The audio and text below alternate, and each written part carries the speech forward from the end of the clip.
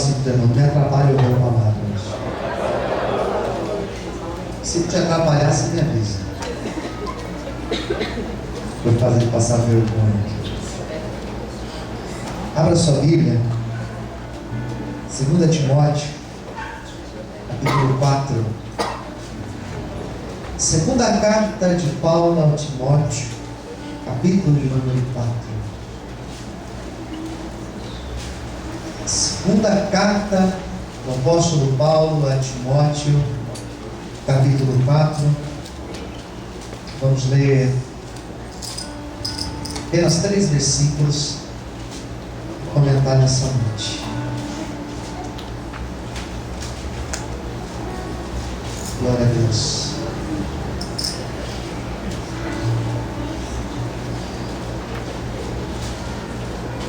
Quem já encontrou, diga amém. Vamos lá.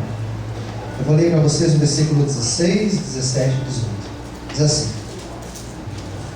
ninguém me assistiu na minha primeira defesa. Antes todos me... O que diz aí? Todos me desampararam.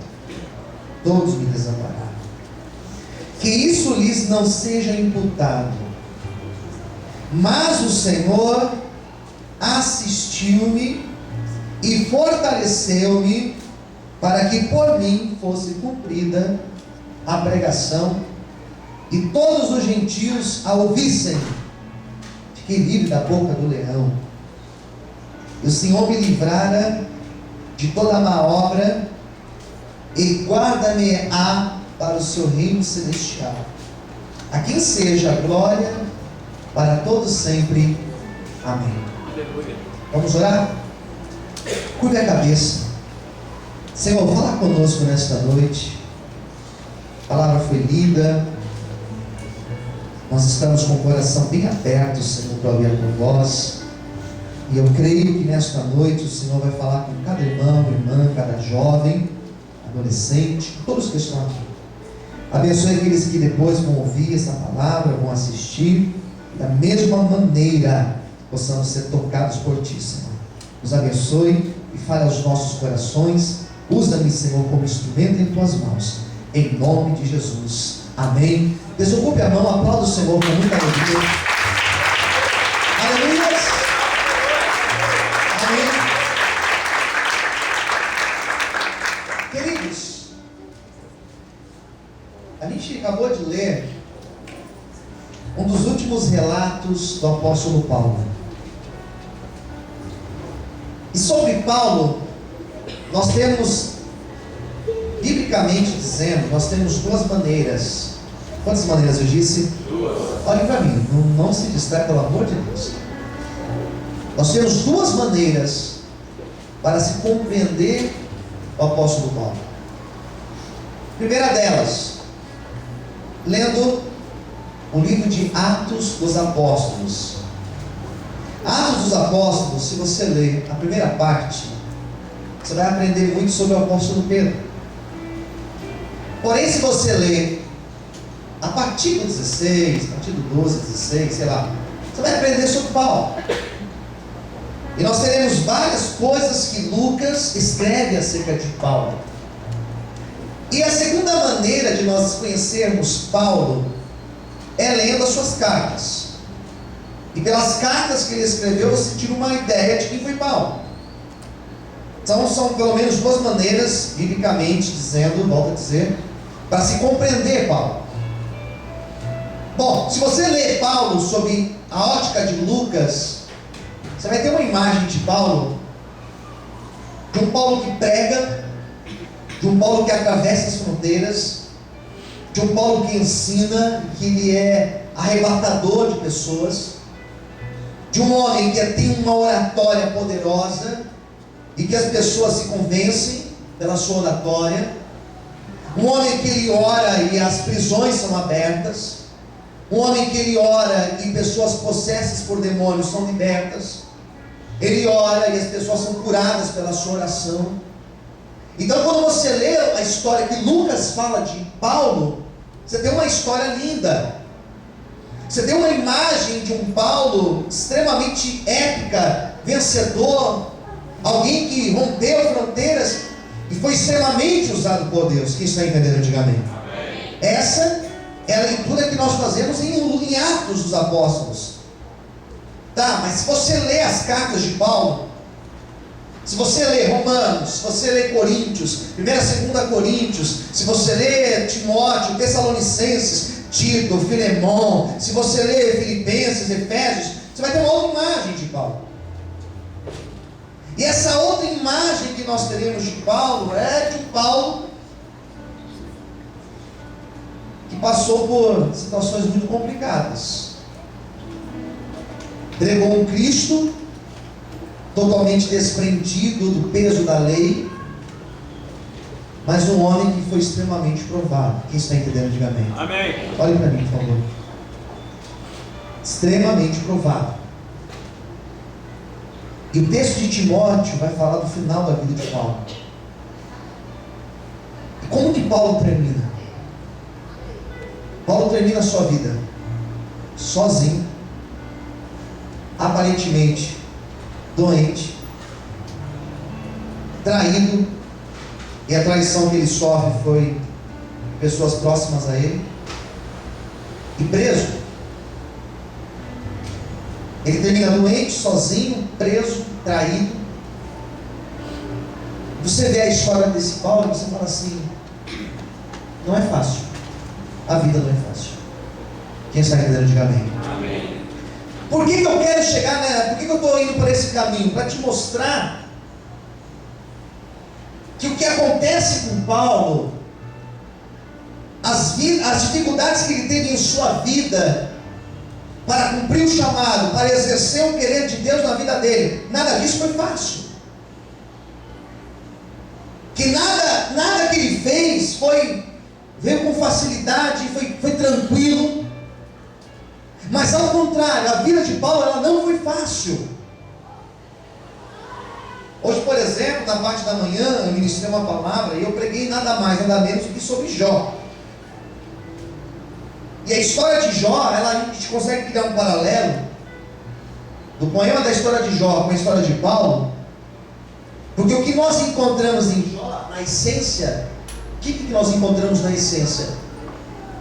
Um homem que é justo, que é fiel a Deus, um homem que, segundo a própria Bíblia, ele fez o certo, e mesmo assim ele perde tudo. E mesmo assim Deus permite uma provação na vida dele, e ele também fica sozinho, ele também perde saúde, ele também vai parar dentro do fundo do poço. E o que tem de igual na história de Paulo e na história de Jó, por exemplo, é que ambos, nos seus momentos de dificuldade, eles não retrocederam. Nos momentos de luta, eles não foram covardes e abandonaram a fé. Mas nos momentos de luta, eles permaneceram firmados em Deus, acreditando em Cristo, acreditando na promessa de que o Senhor tinha um plano melhor para a vida deles. E o que me faz entender nessa noite é que da mesma maneira nós devemos nos proceder. Apesar de lutas, de adversidade, de problemas, nós devemos permanecer fiéis a Deus na presença dEle. Quantos podem aplaudir o Senhor por isso?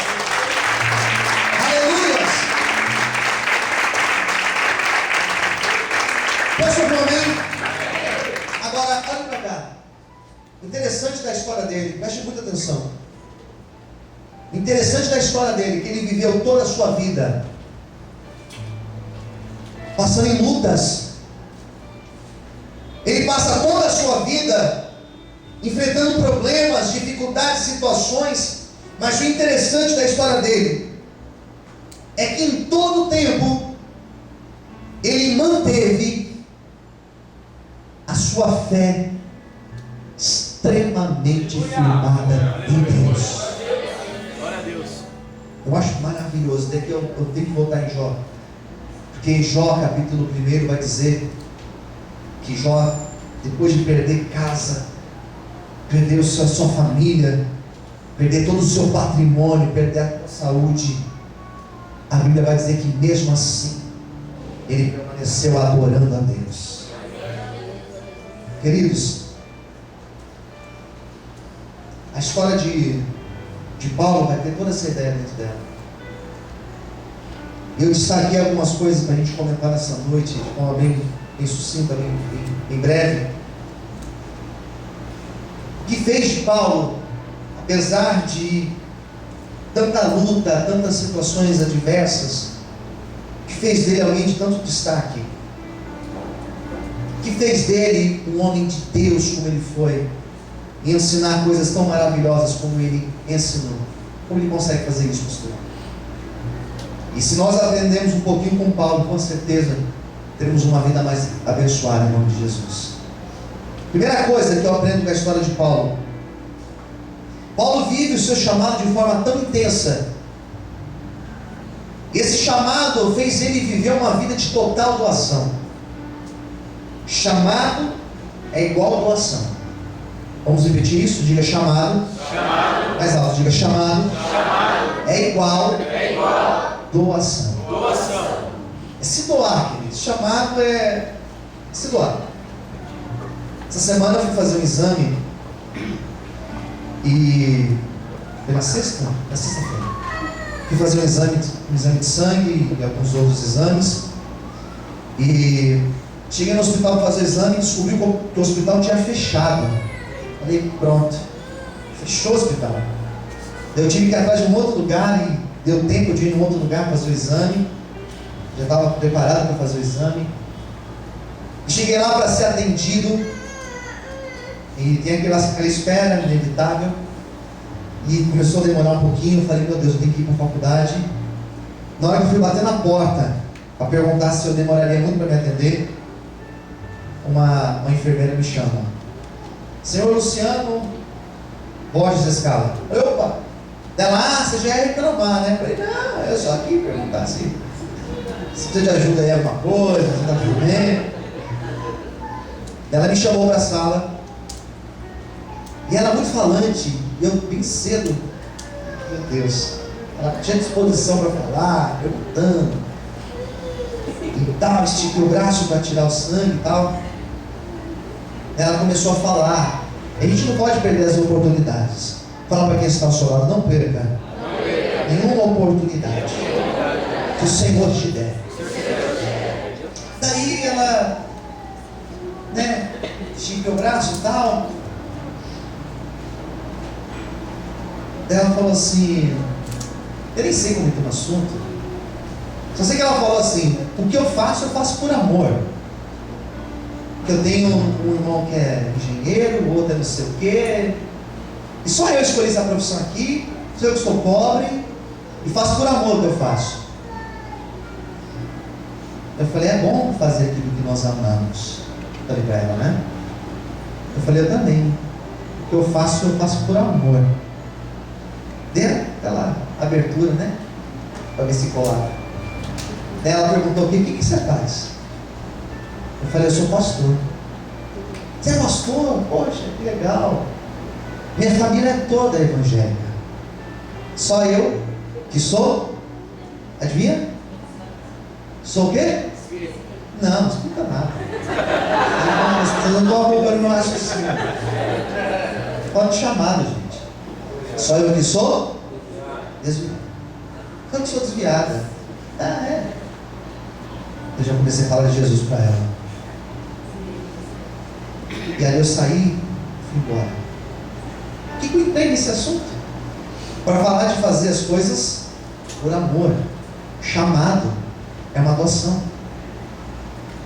E o interessante da história do apóstolo Paulo, ele se doa, ele se entrega pela obra, ele é preso por causa do chamado, ele é preso, ele sofre por causa da sua vocação. E o que ele recebe em volta? Ele recebe a ingratidão das pessoas. E eu aprendi uma coisa com Paulo, que quando você se dispõe a fazer algo, um chamado, se doar por algum projeto, algum sonho, não espere retribuição. Não espere gratidão das pessoas. Não espere alguém chegar e falar, olha, você merece aplausos.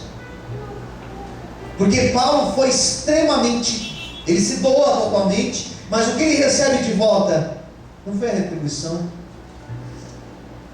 não foi o apoio das pessoas, porque ele encerra a sua vida sozinho. O próprio apóstolo Paulo. Às vezes nós nos entregamos tanto a projetos, a sonhos, dedicamos a pessoas. Eu conheço pessoas que são casadas e se dedicam aos seus casamentos. Conheço pais que são bons pais dos seus filhos. E às vezes os filhos vão crescendo e eles não retribuem com a gratidão que nós esperávamos retribuição deles. Às vezes na obra acontece isso. Às vezes o obreiro passa por isso. Às vezes o pastor passa por isso. Mas eu aprendi que aquilo que nós fazemos, não faça esperando um reconhecimento humano. Não faça esperando o aplauso do homem.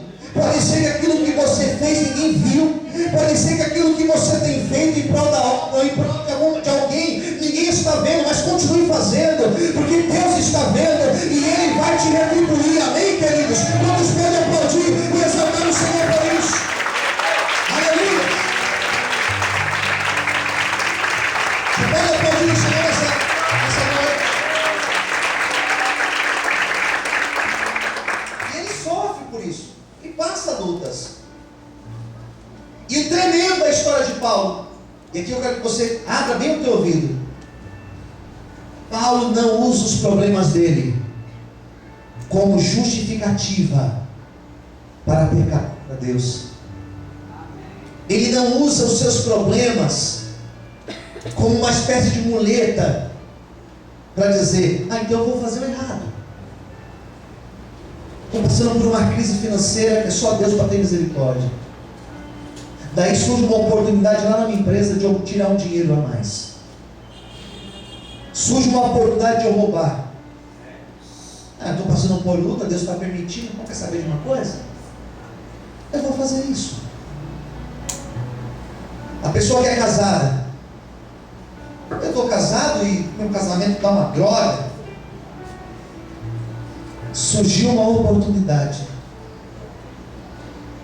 de eu estar com uma outra pessoa aqui. Quer saber? Eu vou fazer isso, porque meu casamento está uma droga. Deus está vendo, Deus sabe. Quem sabe que Deus diga amém? Então eu vou fazer. Eu vou fazer porque as coisas não estão bem. Percebe que a pessoa usa como justificativo o seu problema para pecar contra Deus? Eu não vou mais para a igreja. Não vou porque não vou mais participar lá do coral da igreja, do grupo da igreja lá. Eu não vou ajudar mais em nada. Sabe por quê? Porque minha vida está ruim. Então a pessoa usa os seus problemas para justificar o seu erro. Percebe que Paulo ele passa por uma tribulação de ponta a ponta da tua história. E nem por isso você vai ver Paulo dizendo: bom, eu vou, já que Deus permitiu eu estar preso, quer saber de uma coisa? Eu vou fazer isso então. Não adianta nós usarmos problemas da nossa vida para justificarmos erros nossos, para justificarmos fraqueza nossa, para justificarmos os nossos pecados, para nós justificarmos as nossas quedas, as nossas tentações, porque homens como Jó, homens como Paulo, foram homens que nos seus momentos de provação, eles não usaram o problema como justificativa para pecar, mas ao contrário disso, eles caíam de joelho no chão, e eles diziam: meu Redentor está vivo, meu Deus está com a minha vida nas mãos dele, e tudo que acontece é para a honra e glória do nome do Senhor.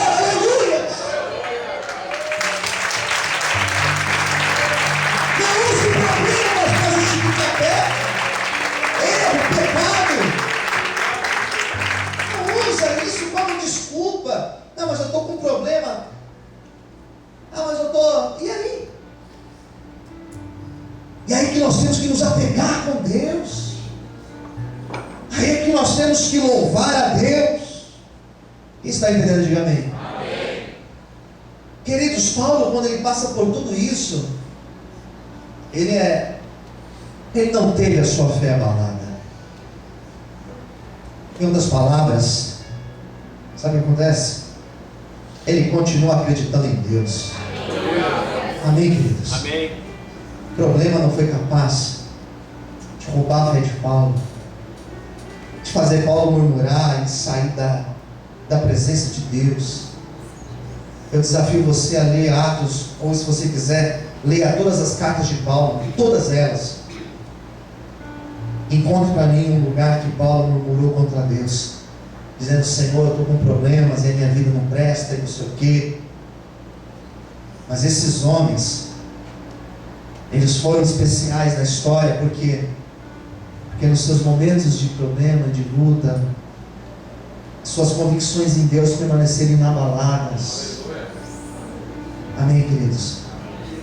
A tal ponto que quando você lê, por exemplo, que Paulo escreve aos Filipenses, Paulo ele escreve aquela carta alegre, feliz, ainda preso, sem saber se morreria naquela prisão, sem saber se ele seria condenado à morte. Ele estava feliz e mandando a igreja de Filipos se alegrar no Senhor.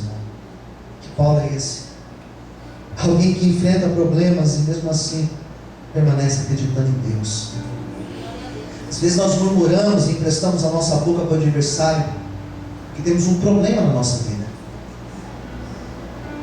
Às vezes nós não agradecemos a Deus. Eu falei isso, acho que na quinta-feira. Às vezes nós não agradecemos ao tanto de coisas que Deus já nos deu. Às vezes nós não lembramos dos favores de Deus na nossa vida.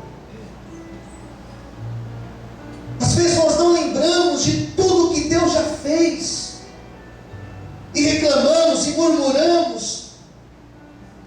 Paulo foi um homem que, quando ele passou pelas suas provações de chicote, quando ele foi perseguido, quando ele quase morre em naufrágio, ele permanece fiel a Deus, ele permanece louvando a Deus. Lucas conta uma história de Paulo, que Paulo não conta com detalhes como esse, mas Lucas conta lá em Atos, que Paulo foi preso uma vez, depois de ser chicoteado em praça pública, ter passado talvez a maior vergonha da vida dele. Sabe o que acontece? Ele é preso com seu amigo de obra chamado Silas, os dois algemados, com os pés e com as mãos algemados. E daqui a pouco eles começaram a adorar a Deus, adorar Jesus dentro daquela prisão. E Lucas vai dizer que enquanto eles estavam louvando, a Bíblia vai falar lá em Atos dos Apóstolos, que aquela prisão, ela começou a tremer, ela começou a abalar, os alicerces daquela prisão começaram a se mover, e eles não pararam de louvar, eles continuaram louvando. E diz a Bíblia que os carcereiros estavam vindo, diz a Bíblia que os outros presos estavam vindo, quando de repente, diz a Bíblia, que um grande terremoto derruba aquela prisão, e todos foram soltos para a glória de Deus. O que eu quero dizer para você nessa noite, que é para você continuar louvando, para você continuar adorando a Deus. Pastor, mas eu não tenho forças, pastor, minha luta está grande, mesmo assim, lá de dentro, louve a Deus e adora o Senhor, porque Ele vai abrir as portas da prisão e vai manifestar a glória dEle sobre a tua vida. Vamos poder aplaudir e exaltar Ele nessa noite.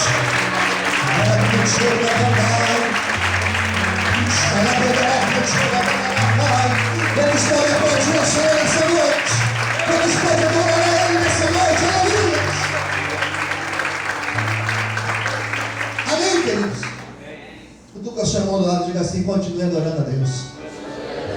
Fala assim: não pare de adorar a Deus no meio das suas lutas. Amém, queridos?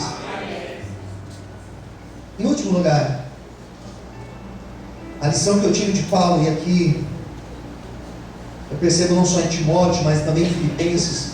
Até fiquei em dúvida se eu ministrar em Timóteo ou se eu falar em Filipenses ou em outro texto dele, mas esses dois foram os que mais falaram comigo.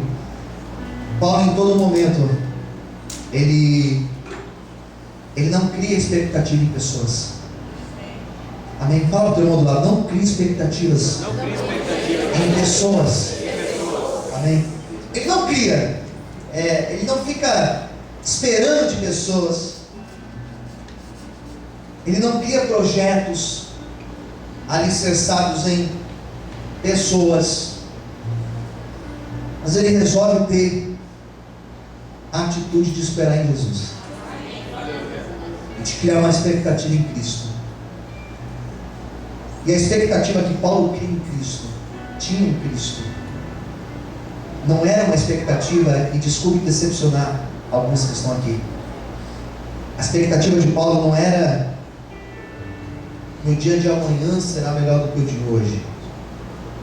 Nós pregamos muito isso e é legal pregar isso, dá audiência pregar isso. Dia de amanhã vai ser melhor do que o de hoje. Amém, eu creio. Eu espero isso também. Quem também espera, diga amém. Mas não foi isso que ele pregou. A expectativa que ele cria em Cristo não era a expectativa, ele vai resolver todos os meus problemas. Não era isso também. Apesar de eu pregar isso e acreditar que ele pode resolver tudo, eu creio.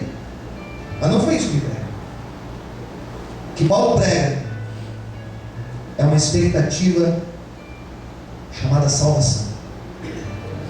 Céu. Posso ouvir amém? Amém? Ele acreditava muito no céu. E ele prega sobre o céu. Ele não via a hora de ir para o céu. Às vezes a pessoa não vê a hora de chegar ao final do ano, fazer uma festa. Não vê a hora de fazer 18 anos e tirar a carta.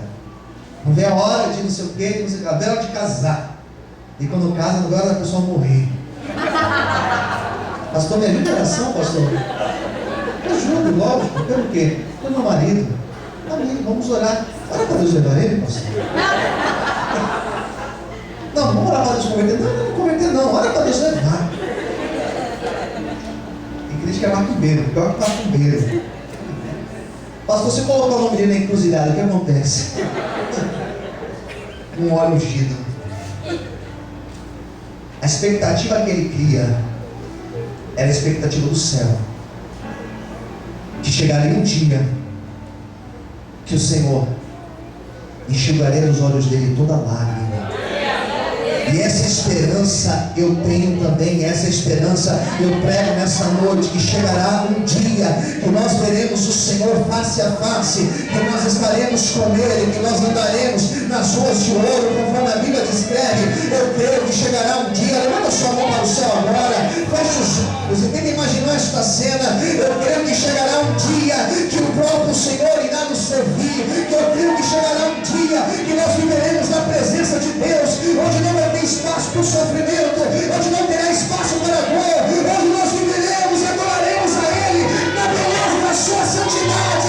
Nós o conheceremos como Ele de fato é. Quem espera por esse dia, levanta a mão e adore e aplauda ao Senhor nessa noite, em nome de Jesus. Vamos podem aplaudir a Ele. Glória a Deus, eu aguardo esse dia. Diga, Senhor, eu espero por esse dia. Diga, Senhor, eu creio nesse dia. Quem aguarda esse dia, diga amém. É o dia do Senhor. Fala para o teu irmão do lado, chegará o dia do Senhor. É isso que Paulo fala. Com a esperança de Paulo, não era de dias melhores, não era que ele seria solto daquela prisão, mas a expectativa era de conhecer Jesus como Ele é. A tal ponto que ele fala assim: se eu morrer para mim, morrer para mim lucro. A morte não é minha inimiga. A morte é a ponte que vai me levar até Jesus. É que morrer não tem problema não. Eu vivo para a glória do nome dEle. Quem entendeu, diga amém. Existe um preço de uma chamada. É isso o tema da pregação. Preço de uma chamada. E Paulo passa por tantas lutas, só que em todo o tempo ele ficou firmado em Cristo. O bonito da história de Paulo e da história, por exemplo, de Jó, é que Jó, ele tinha uma expectativa. Qual? Que o Redentor dele estava vivo. Quem crê que Cristo está vivo? Diga amém. Jó tinha certeza, meu Deus está vivo. E no final da história de Jó, ele é restituído de forma maravilhosa. Nós não sabemos, por exemplo, quanto tempo Jó foi provado, se foram meses ou anos ou dias apenas. Só que no final, ele viu a glória de Deus. Eu quero hoje declarar essa palavra na tua vida. Você que hoje tem enfrentado essas lutas e adversidades, momentos de desespero, de angústia, de depressão, sei lá, de desespero total da tua vida, da tua alma, eu quero hoje profetizar que o mesmo Jesus que esteve com Paulo foi abandonado por todos, só que Jesus esteve do lado dele. Mais perto do que essa pessoa que está aí do teu lado está Jesus de você. Mais perto do que a roupa que nós vestimos está Jesus com você. Por isso, se hoje você está se sentindo sozinho ou sozinha, não temas, porque Jesus está contigo e Ele vai te sustentar, Ele vai te ajudar a passar por esta luta e cantar o hino da vitória do outro lado. Se você crê, bate palma e adora o Senhor em forte, aleluia. Vamos estar aplaudindo, adora o Senhor essa noite. Todo mundo com os seus olhos aplaude o Senhor. Adora a Deus nessa noite, aleluia. Posso ouvir amém? Eu vou encerrar lendo um versículo para vocês. 2 Timóteo 4,17. Ou melhor, 16 diz assim: na minha primeira defesa, ninguém me assistiu, antes todos me desampararam. Olha o que ele fala no 17: mas o Senhor esteve ao meu lado, e Ele me fortaleceu, para que por mim fosse cumprida a pregação, e eu visse em todos os gentios, e fiquei livre da boca do leão. Eu quero dizer para você hoje, e aqui eu quero orar pela tua vida, que o nosso Senhor, Ele está contigo, e Ele não vai te desamparar. Você crê nisso? Quem crê de mim? Vamos fazer uma oração nesse momento.